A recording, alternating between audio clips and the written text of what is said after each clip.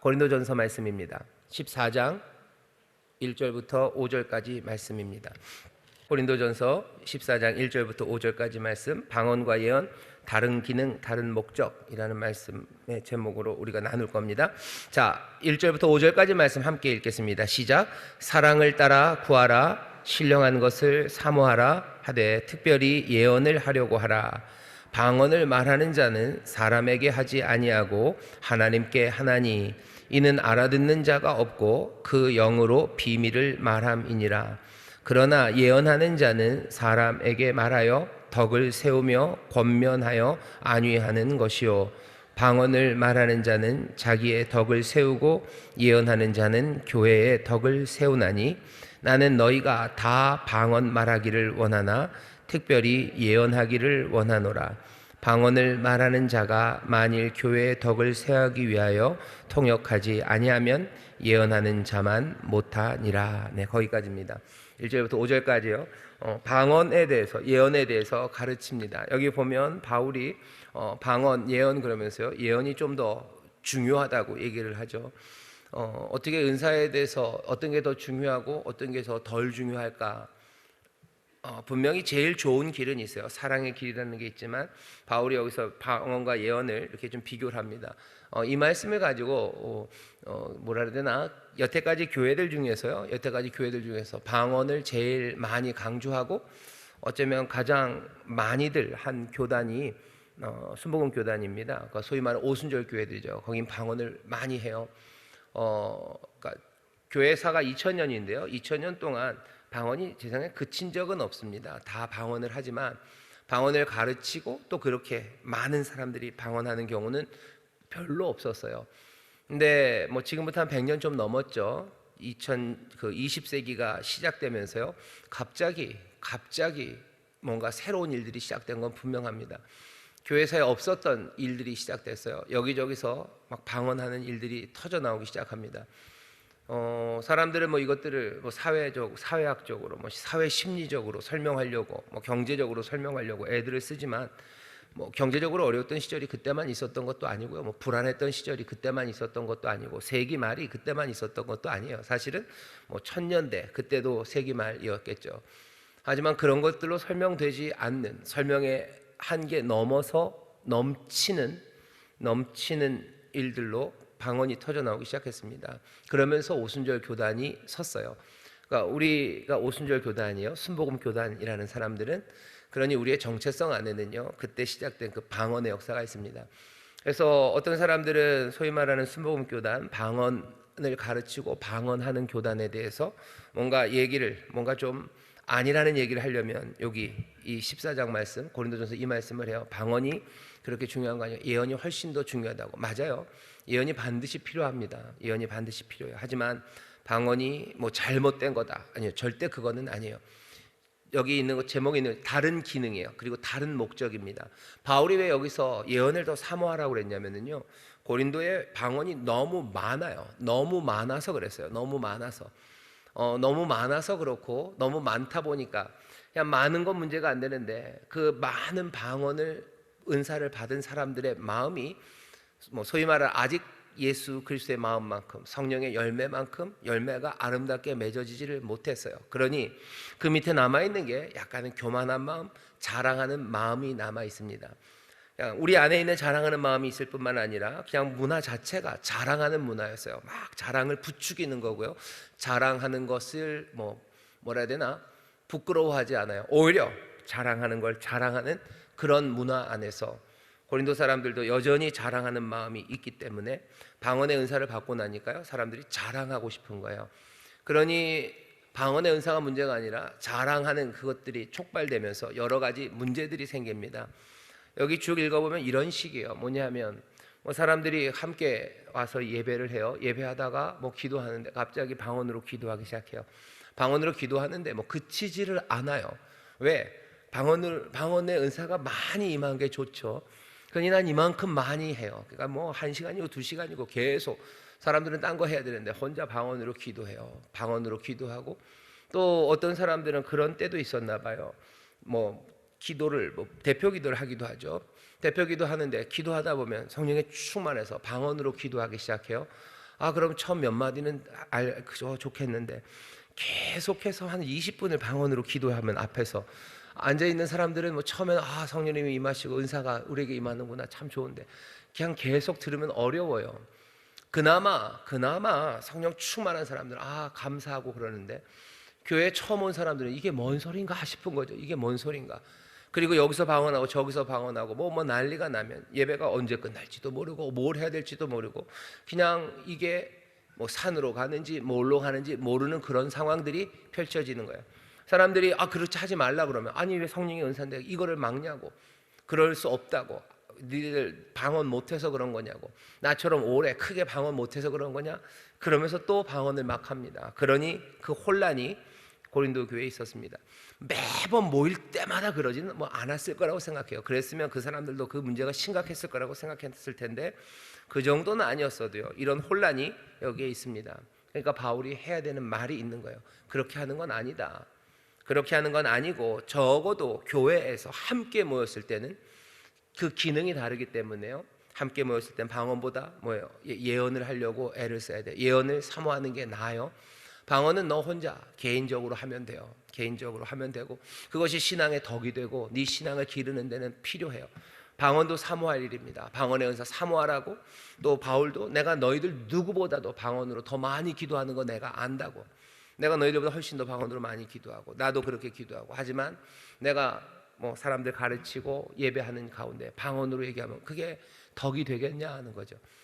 그 얘기가 그 틀 안에서 이야기하는 겁니다. 그러니 혹시라도 순복음 교회 사람들 방언 너무 많이 한다고, 방언은 별것 아닌 은사라고 얘기하면 싸우시는 마세요. 그냥 씩 웃으시면 돼요.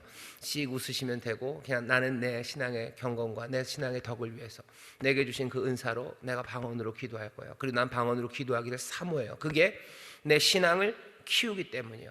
내가 더 믿음 있는 사람 되고, 내가 더 하나님 사랑하는데 방언 기도가 분명히 덕이 되고 유익이 됩니다.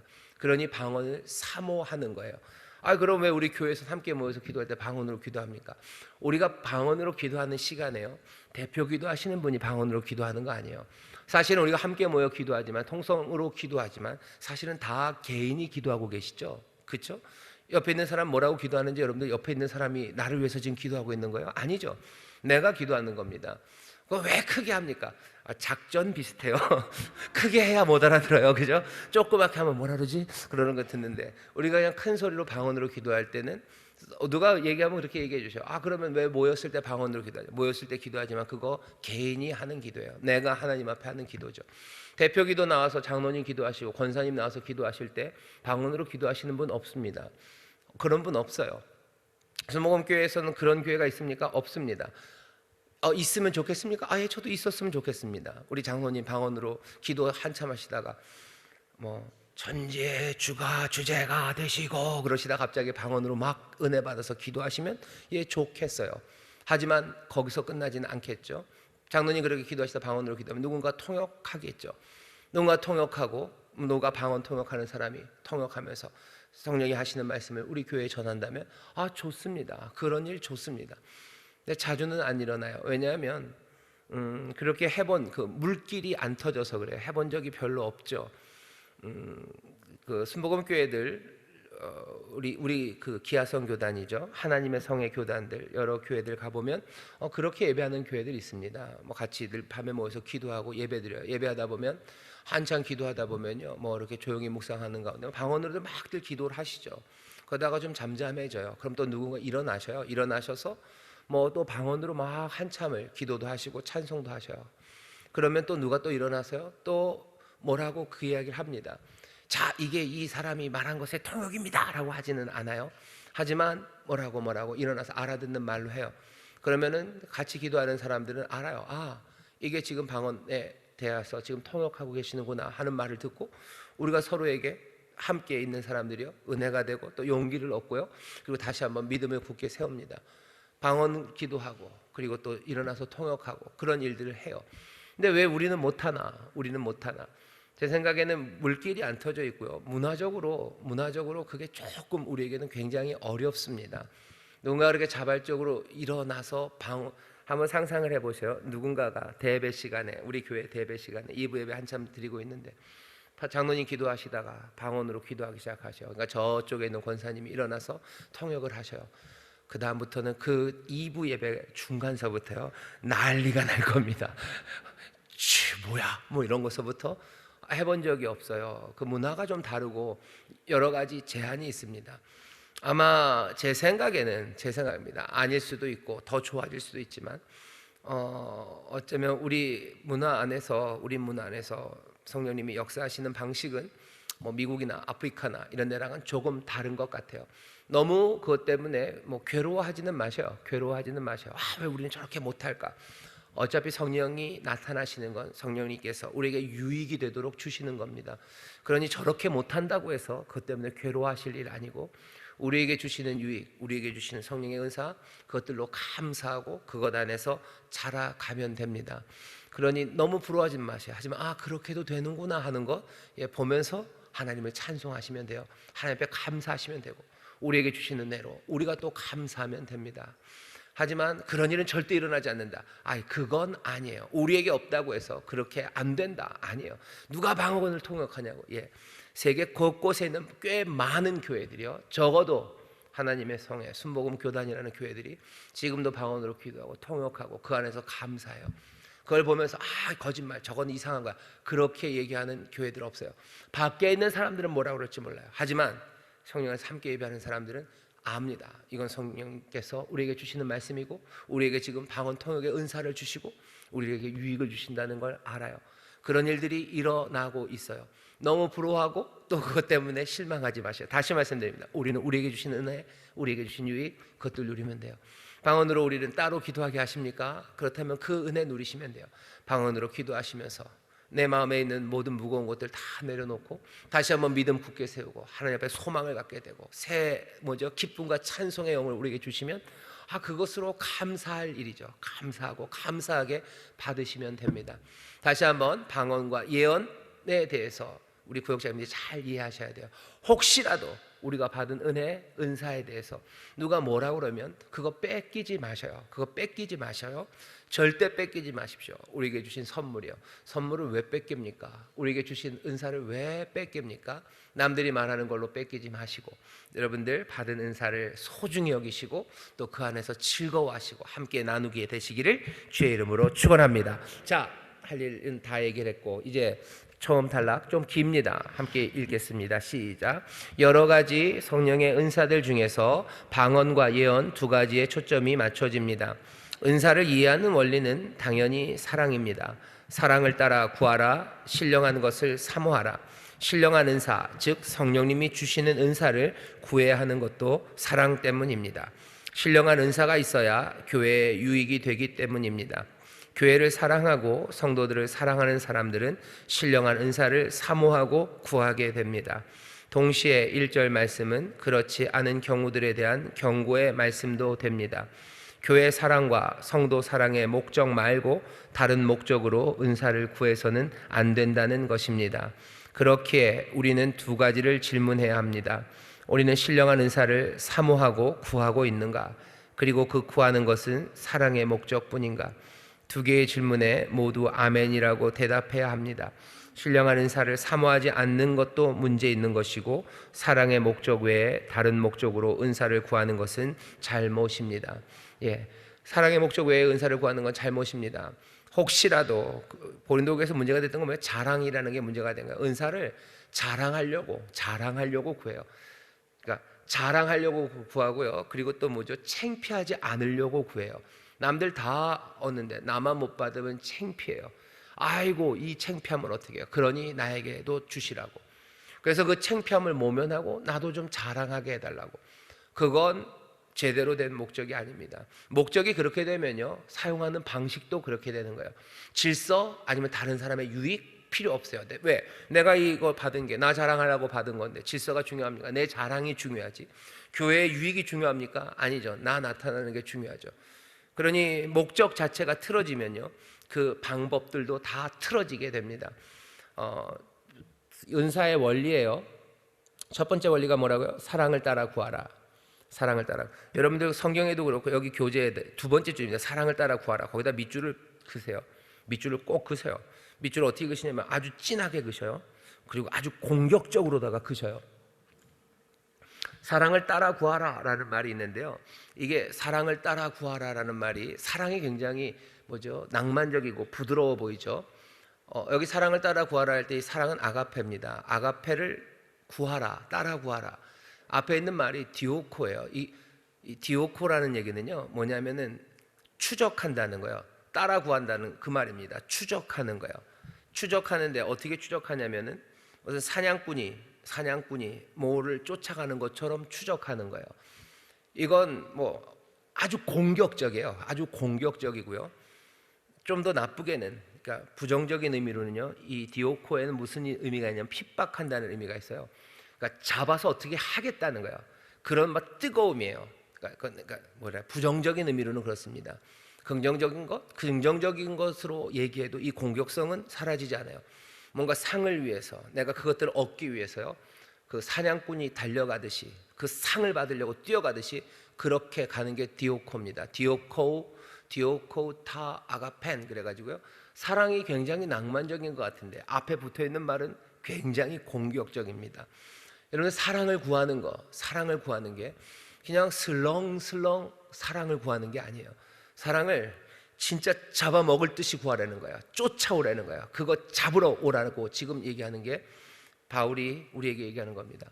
주님을 영접하는 것도 그래요. 제가 한번 얘기를 했었던 것 같은데, 요한복음에서 영접하는 자, 곧 그 이름을 믿는 자 그랬는데요, 영접하라는 게, 영접이 환영하고 환대하고, 그러니 굉장히 부드럽게 팔을 이렇게 쫙 벌리고 있는 것 같죠? 아니요. 영접하는 건 어전 팔을 벌리는 것보다는요, 훨씬 더 확 끌어안는 거예요. 절대로 놓치지 않으려는 움켜잡음입니다. 그렇게 영접하는 거지, 그냥 팔을 확 벌리고 그러고 가는 게 아니에요. 이건 맞아요. 그 믿음이라는 게 어떤 건지 여러분 생각해 보세요. 팔을 벌리고 맞아요? 아니요. 붙잡는 거죠. 사랑을 그냥 슥 쫓아요. 사랑이 부드러우니까 부드럽게 쫓습니까? 아니죠. 공격적으로 쫓아가는 거예요. 사랑을 위해서 여러분 눈을 희번덕하게 뜨고 가는 겁니다. 그리고 발톱을 세울 건 없지만요, 내가 잡으면 놓치지 않겠다는 그 뜨거움을 가지고 가는 거지, 사랑을 구하는 게 그렇게 낭만적으로 사랑을 슬렁 쫓아가는 건 아닙니다. 사랑을 따라 구하라. 사랑을 따라 구하라. 사랑을 쫓아가라고 얘기하는 거예요. 우리 구역장님들도 그렇고 저도 그렇고, 이 아가페 사랑이라는 것, 우리 안에 사랑을 이루려는 그 시도들은요, 부드럽게 하는 시도가 아닙니다. 전심으로 하는 거예요. 그 얘기가 이상하죠. 사랑은 되게 설렁하는 것 같은데 마음을 다하래요. 목숨을 다하고 뜻을 다하고 힘을 다해서 사랑하랍니다. 디오코 하는 거예요. 그렇게 사랑하는 겁니다. 은사의 원리, 그 사랑을 따라 구하는 거예요. 그러니 간절할 수밖에 없습니다. 간절해야 돼요. 예언의 은사, 줘도 그만 안 줘도 그만 그럴 수 없어요. 사랑을 따라 구하면, 정말로 예언의 은사가 필요한 곳에서는 이거 어떻게 구해야 돼요? 사랑을 따라 구하는 것처럼 간절하게 구해야 되는 은사입니다. 병나는 은사, 그거 간절하게 구해야 되는 거예요. 해도 좋고 말도 좋고 고쳐주시면 좋고, 아니요. 사랑을 따라, 다시 사랑을 따라 구하라. 디오코, 그냥 사냥하듯이 움켜잡듯이 가서 핍박하는 그 느낌이에요. 내가 이걸 잡아서 그냥 어떻게 잘근잘근 하겠다라는 그 마음으로 사랑을 따라 구하랍니다. 아주 급하게 사냥꾼처럼, 어쩌면 질투로 박해하려는 마음, 그러니까 반대쪽으로 나쁜 식으로 설명을 해야 된다면 그렇게 사랑을 구하십시오. 은사에 대한 태도는 그렇습니다. 줘도 그만 안 줘도 그만 그런 거 아닙니다. 왜냐하면 사랑한다면 그렇습니다. 유익이 있어야 된다는 걸 아는 사람들은 그렇게 구합니다. 어떤 사람들은 그렇게 가르치는 사람들이 있어요. 성령의 은사, 성령님이 알아서 주셔요. 성령님이 알아서 주시는 거, 우리의 유익을 위해서 주시는 거예요. 줘도 그만 안 줘도 그만인 것처럼 얘기하지만 아니요. 사랑을 따라 구합니다. 사랑을 구하는 사람들은요, 간절합니다. 왜 순복음 사람들은 그렇게 은사 받으려고 난리냐고. 왜? 사랑을 따라 구하기 때문이에요. 거기는 누구는 왜 말을 심하게 맞는데, 니들은 안 구해도 되면 안 구해도 된다. 하지만 우리는 구해야 돼요. 우리는 얻어야 돼요. 그런 일이 있다면 급하게 사랑을 따라 구합니다. 누가 왜 그러냐고 묻거들랑 그냥 얘기해 주셔. 우리는 사랑을 따라 구한다고. 왜? 우리의 사랑이 이렇게 공격적으로 급하게 그거 붙잡으러 가야 되기 때문에 가야 된다고. 그리고 그것이 성경을 통해서 하나님이 또 주님이 우리에게 가르쳐 주신 말씀이라고. 예수님이 이 땅에 오셔서 우리에게 유익을 가져다 주실 때 사랑으로 오셨어요. 하지만 그 사랑으로 오신 일이 해도 그만 말아도 그만 설렁설렁 그렇게 갈릴리를 걸어가신 것 같으셔요? 갈보리로 십자가로 가실 때 우리에게 유익을 주러 가실 때 소풍 가듯이 그렇게 유유자적 산보하면서 산책하듯 하신 것 같으세요? 아니요. 한 걸음 한 걸음을 그냥 어쩌면 그 발톱을 긁고 올라가듯이 그렇게 올라가신 거예요.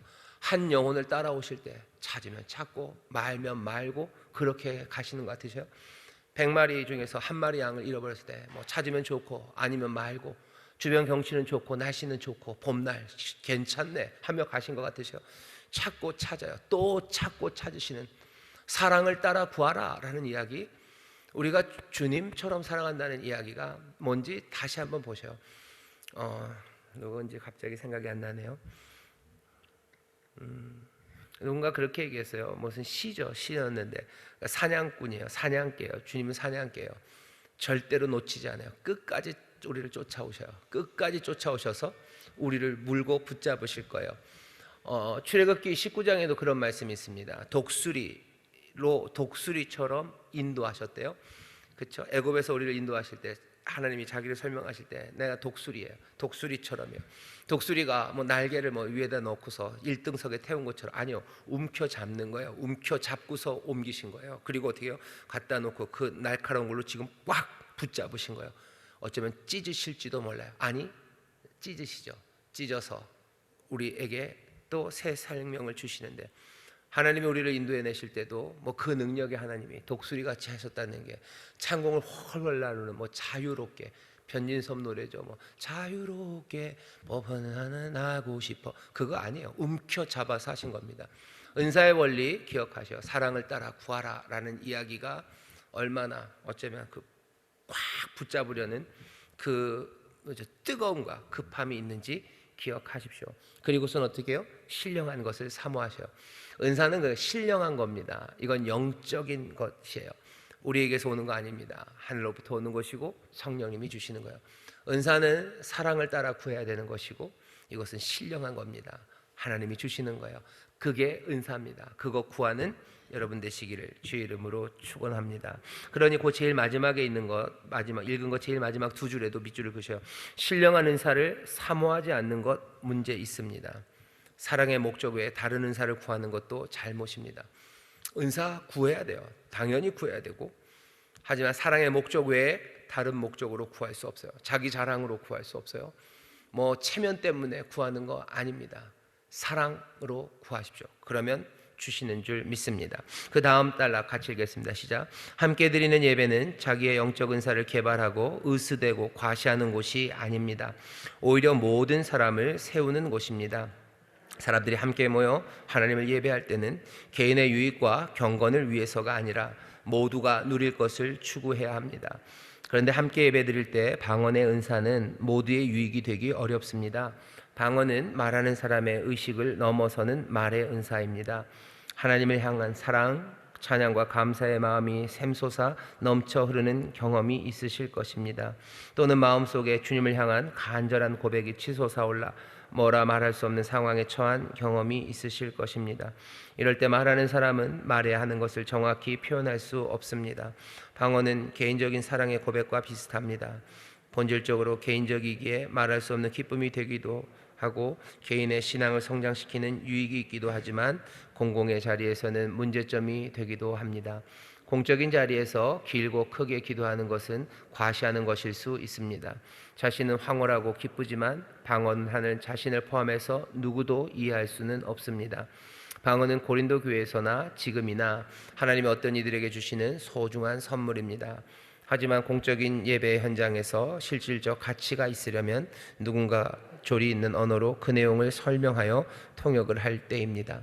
함께 있을 때는 통역이 필요해요. 아니면 혼자 있을 때는 어쩌면 애타는 마음으로 말할 수 없는 탄식 가운데 방언으로 기도할 수 있고 어떤 때는 말할 수 없는 기쁨으로 또 방언으로 기도하고 찬송할 수 있고 어떨 때는 이해할 수 없는 것들이 내 안에서 솟아와요. 기쁨도 아닌 것 같고 슬픔도 아니지만 그냥 나로 기도하게 하실 때가 있어요.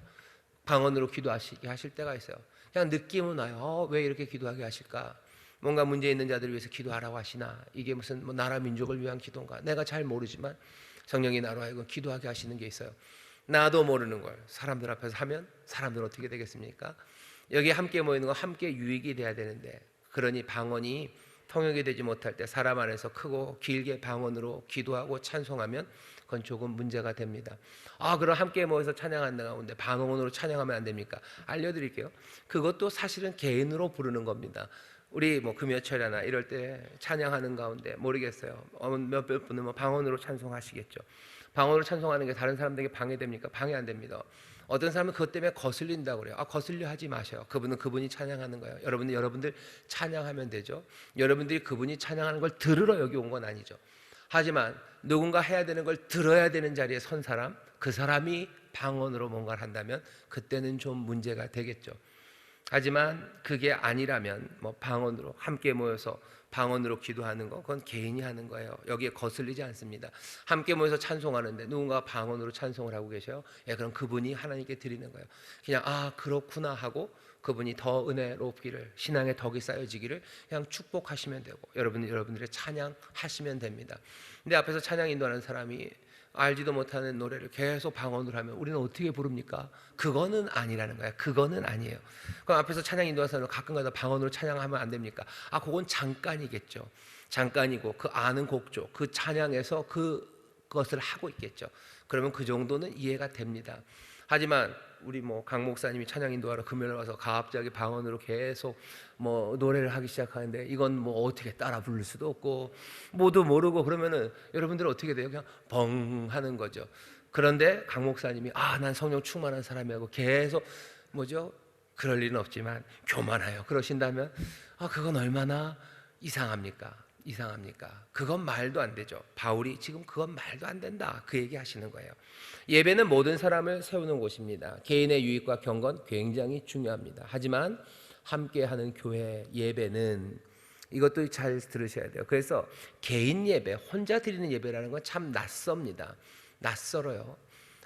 그냥 예배라는 건 함께 드리는 거라고 알고 있어요. 함께 유익을 누리는 거라고 그냥 그 세팅이 그렇게 돼 있어요. 그런데 개인으로 예배한다라는 얘기 자체가 조금 조금 이상한 얘기예요. 혼자 드리는 예배, 거기에서 어떻게 유익이, 거기에도 자기 신앙의 개인의 덕을 세울 수는 있어요. 하지만 우리를 부르신 목적이 나 잘되라고만 부르신 건 분명히 아닙니다. 덕을 끼치고 그리고 서로를 격려하고 사랑 안에서 함께 자라나라고 부르신 거예요. 그러니까 여러 가지 이유로 교회를 떠나 혼자 신앙생활 하시는 분들이 있습니다. 하지만 그건 절대로 바람직하지 않습니다. 바람직한 것 아니고 잠깐의 외도라고 그래야 되나, 잠깐 돌아 나간 거지. 분명히 와야 되는 목표는요, 믿음의 사람들이 함께 예배하고 함께 격려하고 함께 신앙 안에서 그리스도의 몸으로 자라나는 겁니다. 이 좋은 것이 여러 가지 이유로 무너져 내리는 게 안타깝고, 그리고 다시 회복돼야 되는 문제인 거지. 그 깨어졌기 때문에 그냥 그리로 가고 거기서 어떻게 길을 찾아보자, 아니, 그거는 아닙니다. 예배는 모든 사람을 세우는 곳이 함께 예배하고 또 함께 자라가고 서로가 서로에게 유익을 끼치는 곳입니다. 예배, 지금 우리가 주일날 예배를 드려요. 바라는 건, 또 기도하는 건 제가 여러분들에게 유익을 끼치기를 바라는 거예요. 어떻게? 사랑을, 아까 나온 것처럼 사랑을 따라 구하고 신령한 은사 사모해서요, 저에게 은사를 주셔서 이것으로 우리 성도님들에게 유익을 끼치기를 원하는 거예요. 그것 위해서 오는 거예요. 그럼 여러분들은 뭐 합니까? 여러분들 서로에게 유익을 끼치려고 거기 나와 있는 거예요. 누구는 성실하게 섬겨요. 밝은 얼굴로 하나님의 일을 하는 사람들답게, 봉사하는 사람들, 하나님의 능력으로 하는 사람들답게 그렇게 서로를 섬겨요. 반갑게 인사해요. 뒤들겨줘요. 함께 기도해줘요. 밝은 마음으로 또 서로의 믿음을 격려해줘요. 그리고 함께 힘차게 찬송하고 노래합니다. 그리고 아멘을 외치고 또 하나님 앞에 거룩하게 섭니다. 그게 뭐 하는 거예요? 서로가 서로에게 유익이 되는 시간이에요. 그것 채우시려고 은사를 주십니다. 저에게는 필요한 은사를 저에게 주시기를 바라는 거고, 또 함께 예배하는 서로에게 유익이 되는 은사를 주시는 거죠. 따뜻하게 붙잡아 줄 수 있는 손들을 주시고, 또 지혜의 말씀을 주셔서 위로하게 하시고, 또 격려하는 예언의 말씀을 우리 입에 담아서 예언의 말 전하게 하는 거예요. 이따가 좀 얘기하겠지만, 그 유익이 교회 안에 있어야 됩니다. 예배하는 곳은 그런 곳입니다. 예배는 모든 사람의 유익을 세우는 곳이고, 그런데 그런데 그래요. 빨리 해야 됩니다. 이러면 안 되는데 나이가 듭니다. 말이 점점 많아지고 있습니다. 다음 단락 읽겠습니다. 시작. 예언은 교회를 세우는 은사입니다. 공동체 전체를 보강하는 데 필요합니다. 간혹 미래에 대한 예고인 경우도 있고 갑자기 섬광 같은 영감을 받아서 즉각적으로 그 내용을 밝힘으로 타인에게 유익이 되게 하는 경우도 있지만 주된 예언의 행위는 하나님이 주신 지혜, 이해력, 통찰력, 가르침에 있습니다. 교회가 든든하게 서고 앞으로 전진하려면 교회가 사람들의 단순한 모임이 아니라 생명력 넘치는 공동체로 자라가려면 이런 예언의 은사가 필요합니다. 즉흥적인 것만이 진실하고 영적인 것은 아닙니다. 즉흥적 발언은 영적인 것으로 간주하고 노력이 가미된 것은 영감이 덜할 것으로 여기는 경향이 있지만 성경적인 판단은 아닙니다. 순간적인 영감으로 시를 쓰는 것이 생각을 갈고 다듬어 시를 쓰는 것보다 더 우월하다고 할 수 없는 것과 마찬가지입니다. 여기 중간쯤에 보면 즉흥적인 것만이 진실하고 영적인 것은 아닙니다. 거기다 좀 밑줄을 쳐주세요. 사람들은 즉흥적인 게 뭔가 영적이라고 생각해요. 그리고 뭔가 젊은 게 지니어스, 그 천재라고 생각합니다. 지니어스, 천재를 영어로 지니어스라 그러죠. 천재라는 게 말 그대로 하늘이 내리신 재능이에요. 하늘이 준 재능입니다. 하늘이 준 재능이 꼭 영할 필요는 없죠. 근데 우리는 늘 어떤 식으로 생각하냐면요, 아주 어렸을 때 뭘 해야지 천재라고 생각해요. 나이 많은 사람에겐 천재가 없습니까? 하나님이 주신 재능이 없어요? 예, 있습니다. 또 어떤 사람들이 보통 생각하는 게 어려야 돼요. 어려야 천재죠. 어려야 천재고 뭔가 즉흥적으로 해내야 천재라고 생각해요. 그건 왜 자꾸 말이 거칠어지죠? 니들 생각이죠. 하나님이 주시는데 꼭 즉흥적이고 영해야 될 이유는 없습니다. 하나님이 주신 건 우리의 유익을 위해서예요. 이게 유익이 되는가가 중요한 거지 즉흥적이어야 되고 젊은 애들이 해야 되는 건 아니에요. 아주 꼬맹이 10대 초반의 아이가 무슨 연주를 어마어마하게 해요. 그럼 사람들이 지니어스라고 그래요. 근데 꼭 그러냐? 아니죠. 나이 많이 들어서 원숙한 피아니스트가요 멋지게 연주를 해요. 그러면 뭐가 유익이 되냐는 거죠. 아름다운 선율이, 그리고 사람들에게 감동을 주는 게 더 그 완성도가 있는 게 어디냐가 중요한 거지. 어린 아이가 벌써 사람을 보는 거죠. 그죠? 사람을 보는 거예요. 유익은 하나님으로부터 옵니다. 하나님 우리에게 유익을 위해서 주시는 거지. 은사가 뭔가 즉흥적이어야 되고 영해야 되고 그거는 아닙니다. 교회를 방언은 신령한 은사예요. 모두의 유익이 이건 지나간 거죠. 그런데 왜 크고 길게 바라는 자랑하는 것만 이건 그렇죠. 예언입니다. 교회를 세우는 은사예요. 사람에게 하는 말입니다. 여러분 3절을 보세요.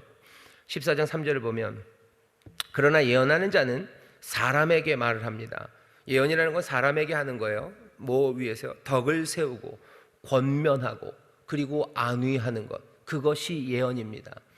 때로는 앞날을 말해주는 게 뭔가 그 사람에게 안위가 될 수도 있어요.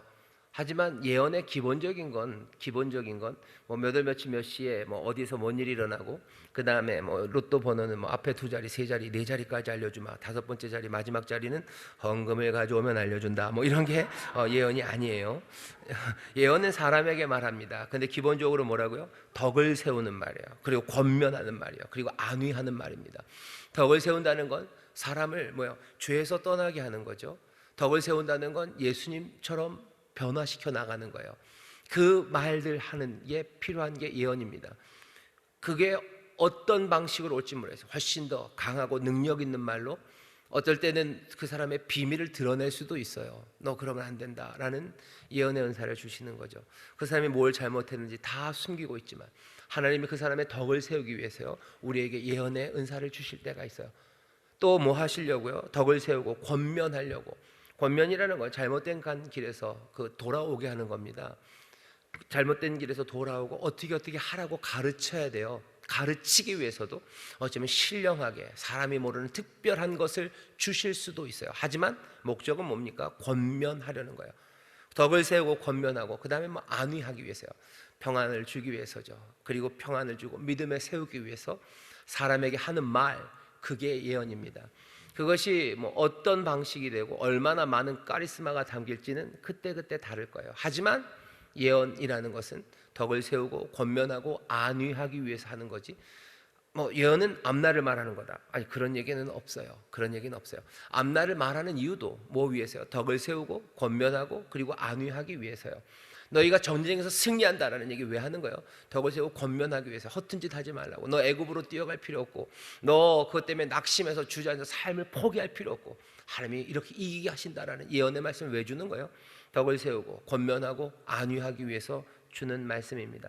사람에게 하는 말이에요. 덕을 세우고 권면하고 안위하기 위해서 합니다.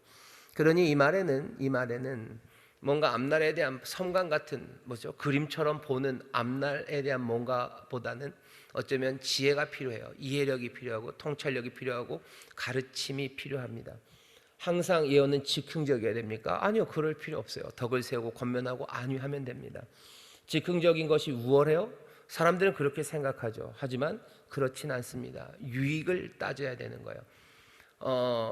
연주자들이 즉흥적으로 만들어내는 곡, 그게 천재. 아니, 왜 그게 천재입니까? 정성을 다해서 진짜 머리카락을 한 움큼씩 뽑아가지고 밤을 며칠 밤을 새서 아름다운 음악을 만들어서 그 음악 내놓으면 그게 유익한 거지. 거기서 즉흥적으로 만들었다고 그게 그 사람 잘난지는 모르겠어요. 넌 그럴 수 있구나, 그거죠. 하지만 그게 유익, 그거는 아닙니다. 여러분들 예언을 기대하셔요. 그런데 즉흥적인 거, 성령님 주실 겁니다. 하지만 여러분들 시간을 오래 두고서 살펴서 이 사람에게 뭐라 얘기해야 될지 고민하고 기도하면서 준비된 말, 그 말도 예언이에요. 그 말 가운데, 그 말을 준비하는 가운데 성령님이 함께 안 하셔요? 더 오래 함께 하신 거죠. 그리고 더 충만하게 함께 하셨다고 하실 수 있습니다. 내가 뭐라고 설지 아무 말도 준비 안 될 때가 있어요. 그래도 우리를 도우시겠지만 우리를 길게 우리의 덕을 세우시고 신앙에 단단하게 세우셔서요, 내가 내 사랑하는 구역원에게 뭐라고 말을 해야 될지 준비하게 하시는 거, 그거 하나님의 은혜고 성령님의 은사입니다. 그 준비된 말이 위로가 되기를 기도하고 또 기름 부으시기를 기도하고 그리고서 전하는 말들이에요. 설교도 마찬가지입니다. 여러분들은 어떠세요? 제가 여기 딱 단에 올라와서 아무것도 준비하지 않았다, 즉흥적으로 여기 와서 성령이 빡 임해서 그냥 뭘 막 하나님의 말씀을 전하면 와, 그러시겠지요? 그러시겠지요? 하지만 중요한 거는 여기서 아무 준비해서 했다는 게 중요하지 않아요. 여기서 어떤 말씀이 전해졌는지가 중요하죠. 오래 준비된 말씀을 가지고 와서 그 말씀 조심스럽게 전해도 그 말씀이 정말로 덕을 세우고 그리고 권면하고 안위하고 성령의 기름 부으심이 있다면 그건 하나님이 우리 주신 선물, 하나님이 주신 천재, 하나님이 주신 재능입니다. 분명합니다. 사람들이 글 쓰는데 영감이 와야지 써야 된다고 하는 사람이 있어요. 하지만 여러분들이 아는 가장 유명한 글쟁이들 내지는 글 쓰는 사람들은요, 한 사람도 그렇게 쓰는 사람 없습니다.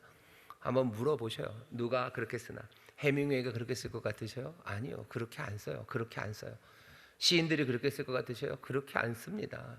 죽을 똥살똥하면서 한 문장 한 문장 써내는 거지, 그냥 천재처럼 그렇게 하는 사람, 그게 몇 명이나 누가 있을 것 같으셔요? 괴테도 천재래요. 천재인데 그냥 하루아침에 썼다고 그러지만 하루아침에 쓴 것도 있고 그렇다고 그러지만 아니요, 그렇게 되지 않습니다. 가끔 그렇게 돼요. 무슨 봄 신령이 짚혀서 그렇게 됐는지 모르겠어요. 하지만 하나님이 우리에게 주신 선물들 꼭 즉흥적이어야 될 필요 없습니다. 꼭 영한 사람이 해야 되는 거 아니에요. 유익이 되는 것. 그러니 제가 구역자님들에게 부탁드리고 싶은 것, 예언의 은사, 저한테도 있어야 돼요. 이거 사랑을 따라 간절히 구해야 됩니다. 신령한 것 사모해야 돼요. 그래서 우리 성도들의 덕을 세우고 권면하고 안위하기 위해서 준비된 말로 하나님 앞에 전해요. 거기에 성령님의 기름 부으심이 있기를, 도우심이 있기를, 신령한 은사가 함께하기를 저는 기도합니다. 여러분들 저를 위해서 기도해 주세요. 그리고 저도 여러분들 위해서 기도할 거예요. 구역장님들이 우리 구역원들에게 뭐 하셔야 돼요? 예언하셔야 돼요. 어떻게 예언해? 아니요, 예언하셔야 돼요. 덕을 세우고 권면하고 안위하는 말, 그 말들 하셔야 돼요. 각자에게 유익이 되도록 사랑으로 사모하셔. 디오코 꽉 붙잡으려고 사모하셔. 왜? 내 구역원들이 평안을 잃고 불안에 떨고 있어요. 내가 뭐라고 말합니까? 하나님, 내게 말씀을 이야기하시고 그 상황을 잘 이야기하셔서 정말로 은쟁반의 금구슬 같은 그 말들 정말로 시원한 말씀, 하나님의 말씀 전하게 해주시고 내가 말하는데 하나님 능력을 주세요라고 기도하셔. 그날 앞에 섰을 때 하나님이 나에게 뭔가 지혜를 반짝 주셔서 내가 딱 뭔가 그렇게, 그건 그때 알아서 하실 거예요. 그건 기대할 일이 아니에요. 주시면 받으시면 돼요. 하지만 내가 해야 되는 것은 사랑을 사모하고 신령한 거 구하고, 그래서 전할 말 있으면 됩니다. 권면해야 될 때가 있어요.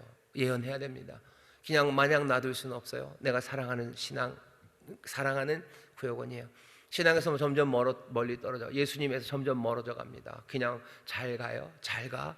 아니죠. 붙잡아야 되는 거죠. 사랑을 따라 구하고, 그리고 또 신령한 은사를 사모하는 것.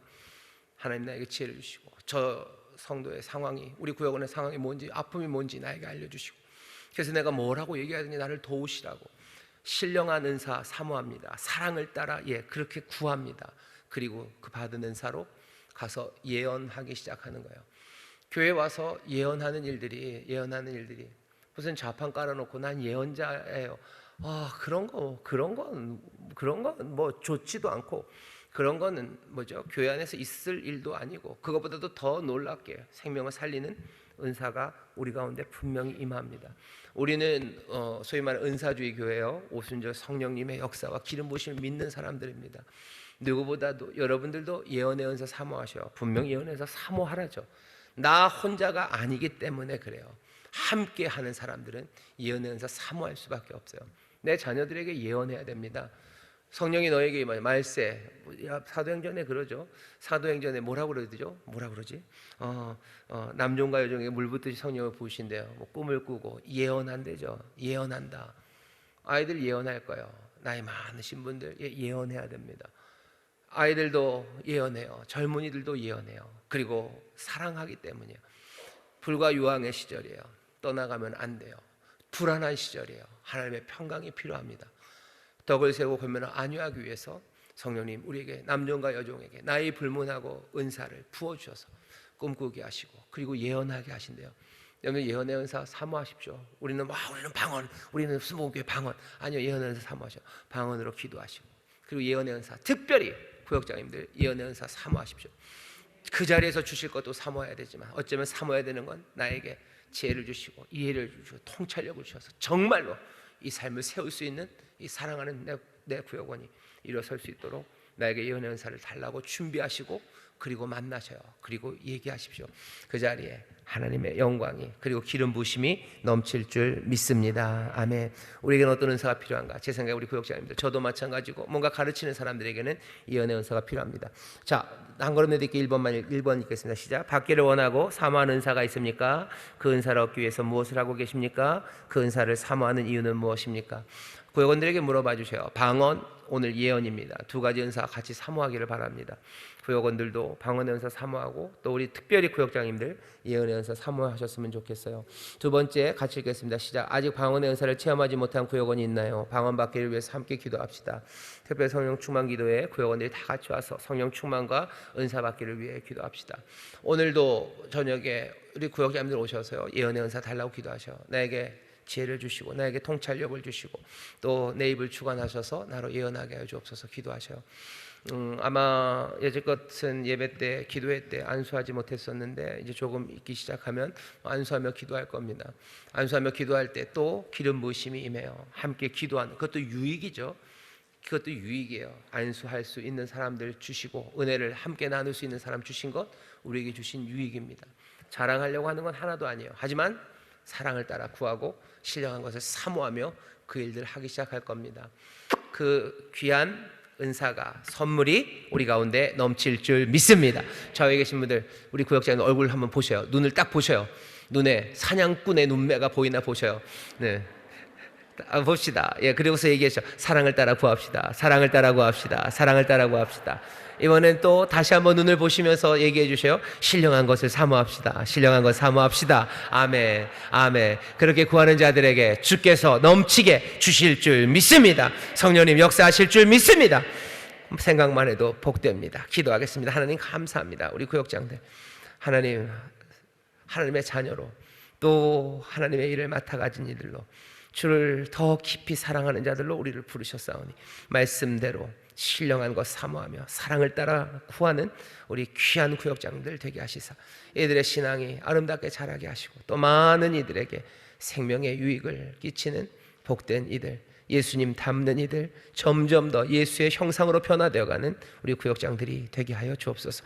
감사드리며 예수님 이름으로 기도하옵나이다. 아멘. 다 함께 주기도문 하겠습니다. 하늘에 계신 우리 아버지여, 이름이 거룩히 여김을 받으시오며 나라의 임하옵시며 뜻이 하늘에서 이룬 것 같이 땅에서도 이루어지이다. 오늘날 우리에게 일용할 양식을 주옵시고 우리가 우리에게 죄 지은 자를 사하여 준 것 같이 우리 죄를 사하여 주옵시고 우리를 시험에 들게 하지 마옵시고 다만 악에서 구하옵소서. 대개 나라와 권세와 영광이 아버지께 영원히 있사옵나이다. 아멘.